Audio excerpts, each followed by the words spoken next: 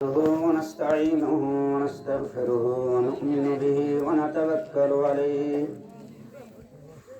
ونعوذ بالله من شرور أنفسنا ومن سيئات أعمالنا من يهده الله فلا مضل له ومن يضلله فلا هادي له ونشهد أن لا إله إلا الله وحده لا شريك له ونشهد أن سيدنا وسندنا ونبينا ومولانا محمدا عبده ورسوله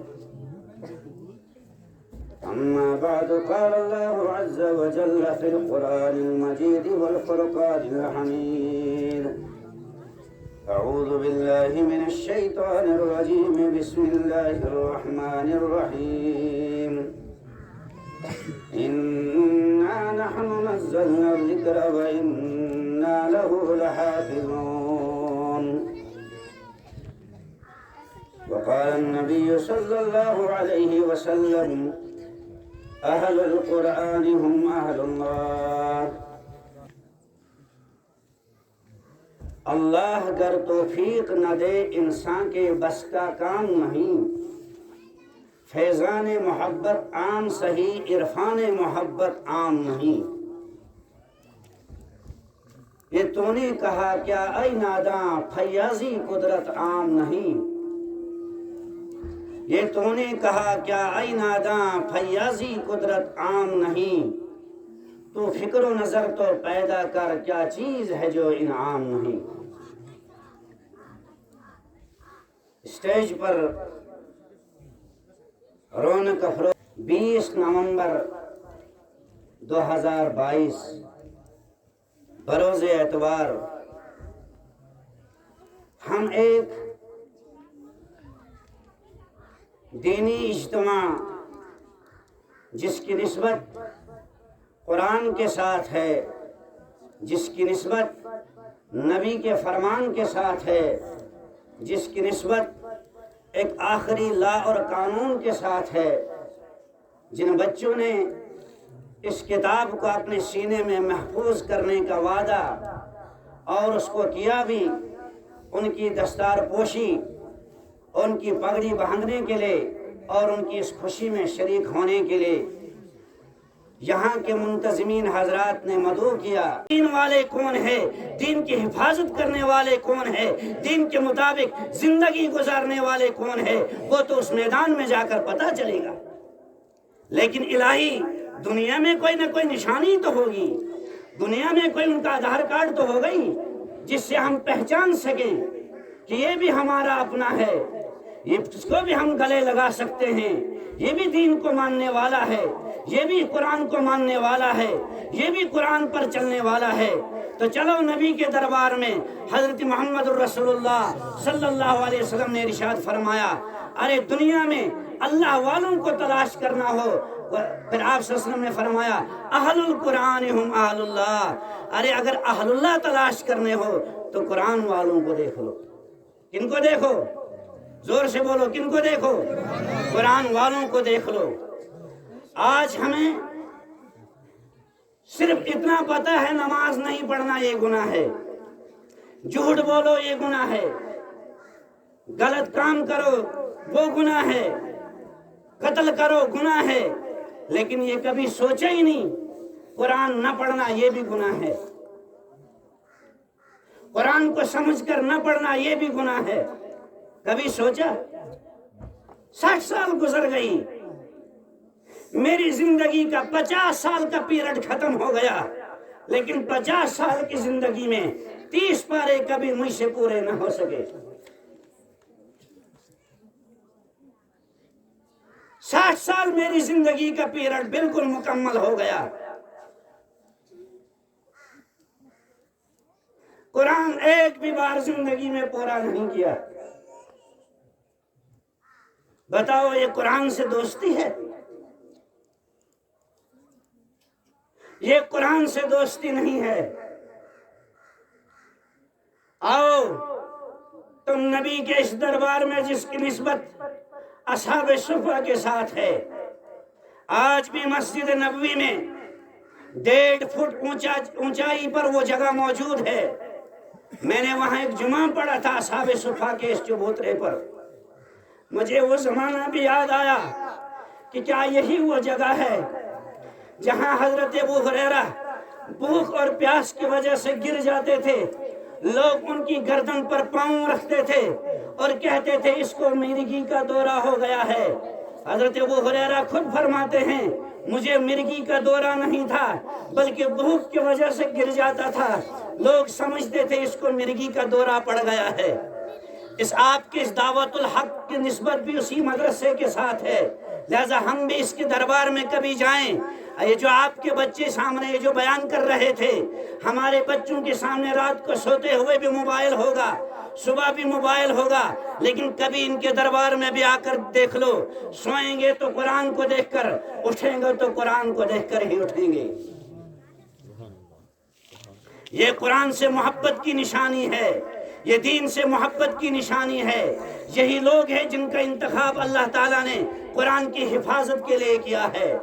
یہ جو اِنَّا نَحْنُ نَزَّلْنَا الذِّكْرَ وَإِنَّا لَهُ لَحَافِظُونَ، اللہ کا ارشاد کہ ہم ہی اس کی حفاظت کرنے والے ہیں، چونکہ ہم نے ہی اس کو نازل کیا ہے۔ انہی لوگوں کا اللہ نے انتخاب فرمایا ہے۔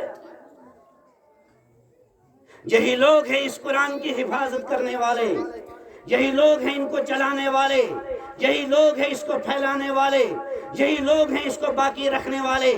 یاد رکھ لو، مدارس دنیا کے اندر موجود ہیں تو دین باقی ہے، دین باقی ہے تو تم لوگ باقی ہو، ورنہ یاد رکھ لو مدارس ختم ہو جائیں گے تو دین مٹ جائے گا، دین مٹ جائے گا تو قیامت آ جائے گی، جب قیامت آ جائے گی تمہاری حکومتیں بھی ختم ہو جائیں گی، تمہارے پروپیگنڈے بھی دنیا کے اندر مٹ جائیں گے۔ پھر کیا ہوگا؟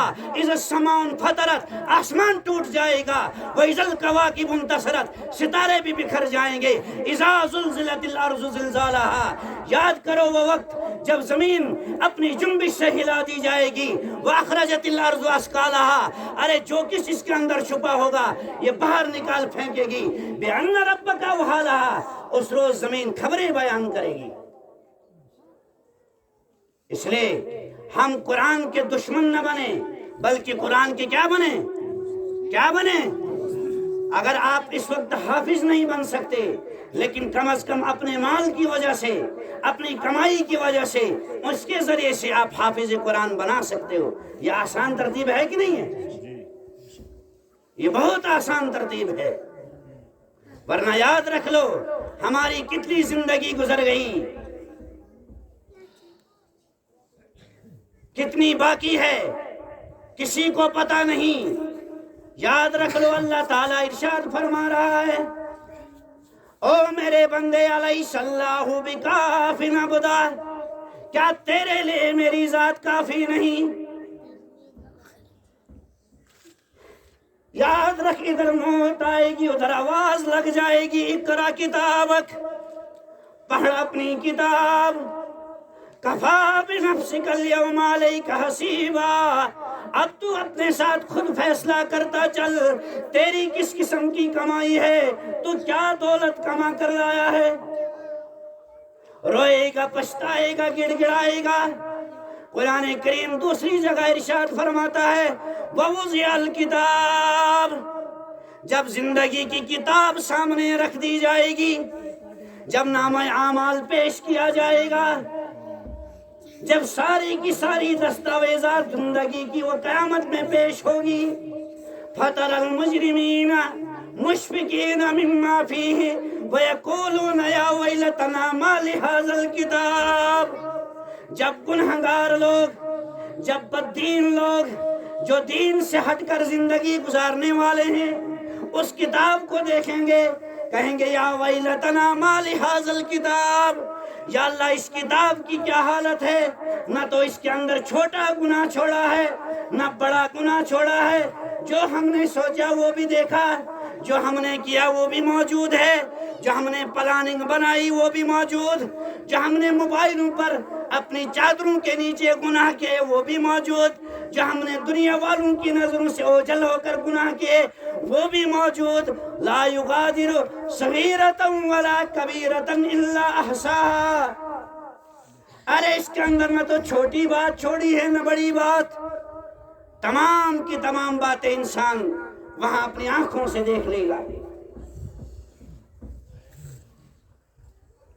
ہمارا چونکہ زندگی کا سفر ماں کی گود سے قبر کی گود تک یہ تمام کا تمام میدان محشر کی طرف چل رہا ہے۔ آپ مانو یہ بات یا نہ مانو، ہم سب آخرت کی راہی ہیں، ہم قیامت کی اس گاڑی میں سوار ہو چکے ہیں، ہم روز محشر کی اس گاڑی میں سوار ہو چکے ہیں۔ بس فرق اتنا ہے، وہ کہا کسی نے کوئی بڑھ گیا رونق پکھیاں دی، کوئی چھوڑ کے شیش محل چلیا، کوئی بڑھیا رونق پکھیاں دی، کوئی چھوڑ کے شیش محل چلیا، کوئی پلیا ناز تے نخرے وچ، کوئی گرم ریت تے تھر چلیا، کوئی بھول گیا مقصد آوندا، کوئی کر کے مقصد حل چلیا، کوئی بھول گیا مقصد آوندا، کوئی کر کے مقصد حل چلیا۔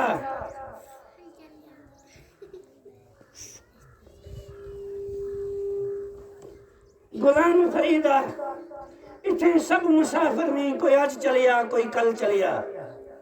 ارے یہاں سارے مسافر ہو، کوئی آج جا رہا ہے تو کوئی کل جا رہا ہے۔ یہ موت کا سبق جب بھی امت نے بلا دیا، برائیاں ان کے اندر آ گئی، گناہوں کے وجود ان کے اندر آ گئے، گناہوں کے ٹھاٹھے مارتے ہوئے سمندر ان کی بستیوں سے گزر کر جانے لگے۔ ان کی زندگیوں میں جب بھی موت یاد آ گئی، پھر جن کی زندگی میں موت یاد آ گئی، پھر پتہ ہوا کیا، جو خون کے پیاسے تھے وہ خون دینے والے بن گئے، جو قاتل تھے وہ جان بچانے والے بن گئے، جو رافض تھے وہ راہی بن گئے، جو دین سے بدظن تھے وہ دین کے محافظ بن گئے، جو نبی کے دشمن تھے وہ نبی کے یار بن گئے۔ آپ یہ بات یاد رکھ لو، آج ڈنکے کی چوٹ کے اعلان کر رہا ہوں، یاد رکھ لو، جو قرآن سے جڑے گا قرآن اس کو اونچائیوں تک پہنچائے گا، جو قرآن سے ہٹے گا اس کو دنیا میں بھی رسوا ہونا پڑے گا، آخرت میں بھی اس کو رسوائی کا منہ دیکھنا پڑے گا۔ ہمارا نبی، ان کا لایا ہوا دین، یہ قرآن جو آخری لا ہے، یہ زندگی گزارنے کا بہترین سبجیکٹ ہے، بہترین زندگی گزارنے کا ایک قانون بتاتا ہے۔ آپ کو یاد ہونا چاہے، لوگوں نے پہلے بھی اس کو مٹانے کی کوشش کی، لیکن وہ لوگ خود مٹ گئے۔ قرآن آج بھی باقی ہے، قرآن تب بھی باقی تھا، قرآن قیامت تک باقی رہے گا۔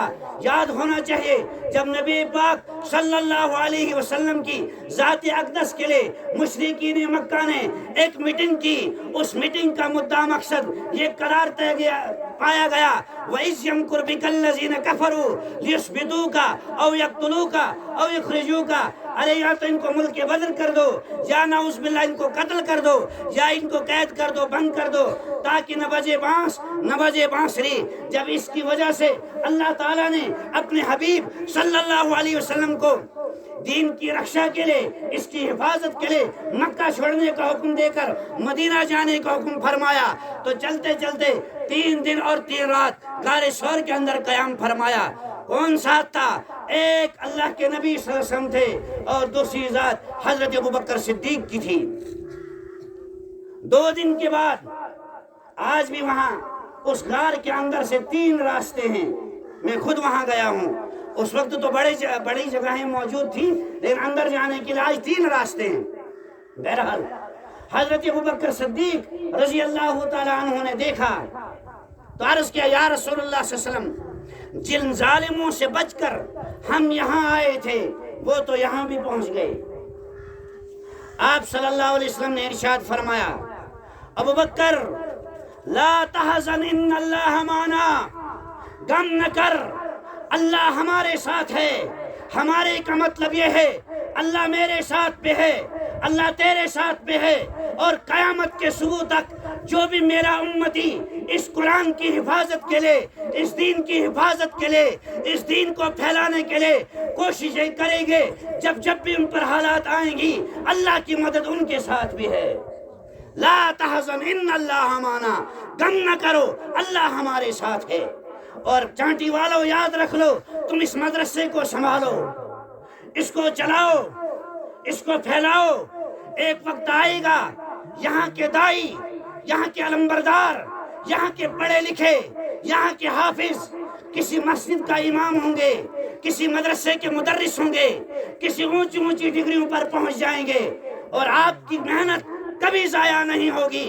جتنے وہ سجدے کریں گے تمہارا پہلے کھاتے میں اکاؤنٹ میں پہلی نیکی آ جائے گی۔ یہ طے شدہ بات ہے، قرآن بھی ہے وَتَعَاوَنُوا عَلَى الْبِرِّ وَالتَّقْوَى، تم نیکی اور تقوی کے کاموں میں مددگار بنو۔ لہذا ہم اس مدرسے کے رفیق بنیں، فریق نہ بنیں، اس کے ساتھی بنیں، اس میں بچوں کو ڈالیں، روزانہ ان بچوں کی خبرگیری کریں۔ اگر کمائی کرتے ہو، ملازمت کرتے ہو، تجارت کرتے ہو تو ضرور اپنی اس کمائی میں سے، بلکہ جو مزدوری کرنے والے ہیں وہ اپنی مزدوری میں سے ہر مہینے کے ایک ایک دو دن اس کے لیے مختص رکھیں۔ اپنی بجٹ میں ان بچوں کا ضرور خیال رکھیں۔ وہ کیوں رکھنا ہے آپ کو یاد ہونا چاہیے، وہی اصحاب صفہ، وہی صبح کا چبوترا، جن لوگوں نے اس وقت ان کی مدد کی، جن لوگوں نے اس وقت ان کو کھانا کھلایا، کیا ان کھانا کھلانے والوں کا ان کے اس نامہ اعمال میں ان کا کوئی حصہ نہیں ہوگا؟ یہ ہو ہی نہیں سکتا ہے۔ اللہ کی رحمت بہت بڑی وسیع ہے۔ یہ قرآن، یہ مدارس باقی ہیں تو قرآن باقی ہیں۔ آج ساری دنیا میں مدارس کے سبجیکٹوں کو اور اس کی تعلیم کو بدلنے کی باتیں کرتے ہیں۔ ارے ہم یہ کہتے ہیں تم بدل جاؤ، تم بدل جاؤ۔ ہماری اتنی یونیورسٹیاں ہیں، اتنے کالج ہیں، اور ہمارے جموں کشمیر کے اس وقت 22,000 طلبہ جو ایجوکیٹڈ ہیں وہ بے روزگار ہیں۔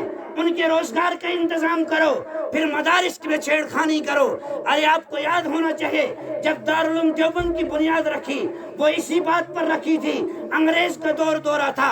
ایڈورڈ تھامسن کہتا ہے، لکھتا ہے اپنی کتاب میں، ارے ہم نے اعلان کیا تھا ہماری حکومت وہاں تک چلے گی جہاں سورج غروب نہیں ہوگا، لیکن مدرسہ دارالعلوم دیوبند نے جب اس کا آغاز کیا انہوں نے فرمایا تھا ارے تیری حکومت ہم وہاں پہنچائیں گے جہاں ساری زندگی سورج طلوع نہیں ہوگا۔